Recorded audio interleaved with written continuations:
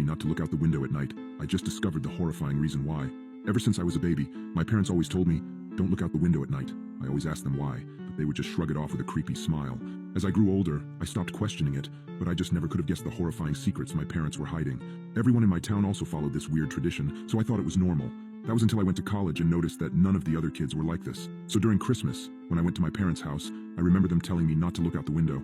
I gave them a smile and a small chuckle before telling them I wouldn't. However, curiosity struck me the moment they left the room. As I lay in the dark, I came to a decision. I was going to look out of the window. Just as my hand came to the sheer white curtain of the guest room, I paused. My mind flashed to that one time when I was 12. My parents were talking in the kitchen. I was home with the flu and was about to make my way to the sink for some water, but I stopped at the doorway. I hid behind the wall, peeking my head out from the doorway just an inch. My mother was crying and my father was holding her and rocking. That poor little girl. I feel horrible for her family, whispered my mother. My father just nodded and continued holding her. I went back to my room after that. Several hours later, my dad came up to my room with several pieces of wood and boarded up my windows. What are you doing that for, Dad? I asked him. Oh, it's nothing. Just safety reasons, he replied. I learned at school the next day that a little girl was found dead the previous morning, the window broken and curtains torn. I snapped back to the present. My hand drew back from the curtain. I shook my head, cursing myself for being so weird. What was the worst that could happen? It was just a window, it couldn't hurt me, right? As I reached my hand out again, my instinct was telling me to stop. My gut twisted as I reached nearer and nearer. Just as I touched the curtain, a painful howl came from the forest surrounding the house. I flinched back, deciding to just lay down and try to get some sleep. I forgot how hard it was to get sleep in my hometown. Every night, coyotes howled for hours everywhere in town, or at least I thought they were just coyotes. The next night, I woke up in a cold sweat. I glanced over at the alarm clock next to my bed. It was midnight. I groaned and sat up in bed. A low growling sound from outside of my bedroom window. I thought back to last night and decided that I had made up my mind about looking out. I thrusted my arm towards the curtain and pulled back hard, almost ripping it away from the rod. I flattened myself against the wall next to the bed for a moment before I put one eye in front of the window. I immediately regretted my decision as I heard claws clacking up the house. I flung myself out of bed, tumbling on the floor. I stood up and got back up on the bed.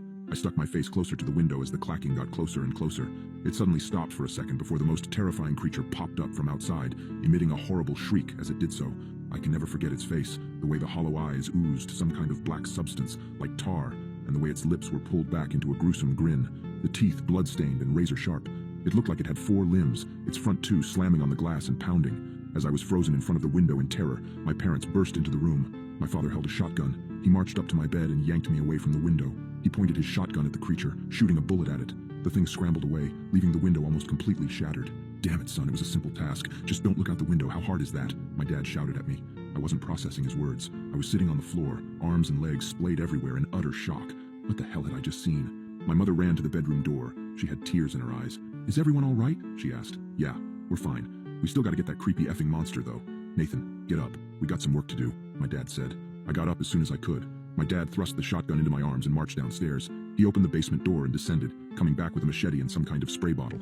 He sprayed the liquid onto the machete before walking to the front door and wait. Dad, what are you doing? I asked, confused. I was just traumatized, and now my dad is waiting at the door, machete in hand like he was about to kill someone. Instead of a response, my dad just hushed me. The house was quiet for several seconds before a loud banging and howling came at the front door. We heard a rip, and we knew the screen door was no more. The wood of the interior door started to splinter, and I took a few steps backward. My dad glared at me. Nathan, now is not the time for this. Point the goddamn gun and get ready to shoot. I aimed the gun at the door, trying to find the spot where the howling was coming from. The door was strong, but it wasn't indestructible. The creature burst through the door, and I pulled the trigger in a moment of terrified panic. My dad knelt down and brought his machete down on the abomination's head. The howling ceased, and my mom rushed forward with a tarp to cover the spot where the door was destroyed. Honey, are you okay? My mom asked for the second time that night. She came up to me and kissed my cheeks, as if to make sure I was still there. She went over to my dad and did the same. We're okay, both of you, get in the basement. I gotta clean this up. I asked, basement? Why the basement? Everything was going by at the speed of light, and I couldn't help but question everything that was happening at the moment. Let's just get in the basement. Your father needs to clean up, my mom said, grabbing my arm and pulling me to the basement. We sat on the couch down there for what seemed like hours before my dad came in and put the machete up.